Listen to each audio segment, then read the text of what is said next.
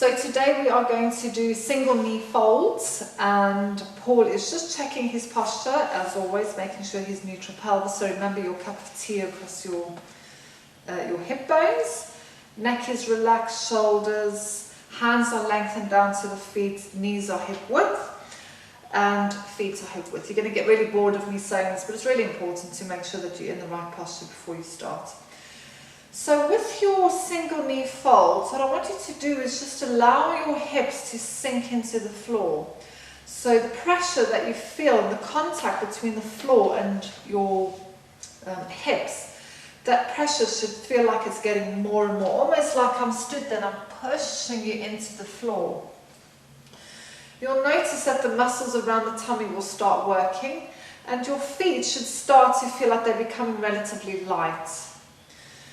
So providing the belly's not popping out because you want to be pulling that in, you should feel like there is work going on. If you don't feel anything here, then you haven't activated that, you haven't stabilized. So this helps your hips to stabilize, so basically to stay still so that they're not moving.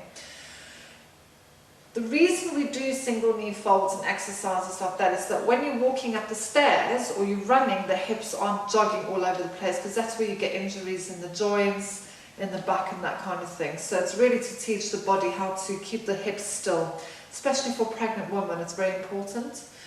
So, are you pregnant, my darling? He's had 8.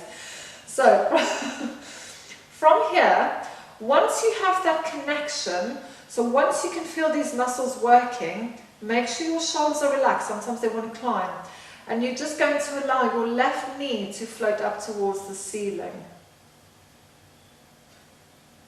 Well, Now, in your own time, because we've got all day. Good. So when this leg is up, ideally you want to have the knee above the hip. If you find when you start Pilates that there is too much pressure on your back or your back wants to arch, you can bring the knee in a little bit closer. So from here, keep this leg there and just check how much weight is in this foot. So your foot over here shouldn't feel like there's a lot of pressure in there, there's no gripping in the back of the leg. So allow your leg to float down. And then we're going to do the other leg.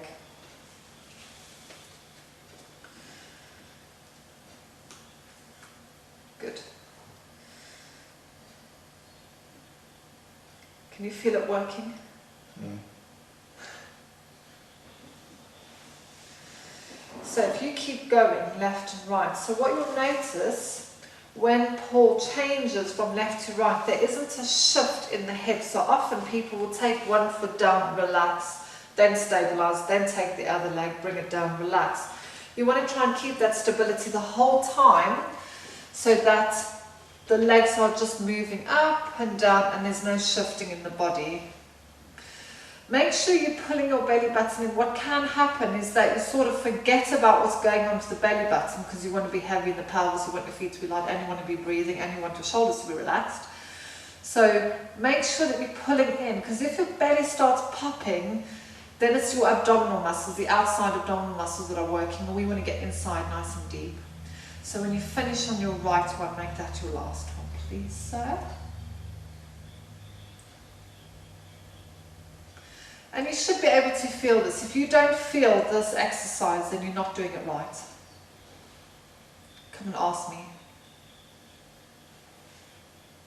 And then you can give your knees a hug. Good.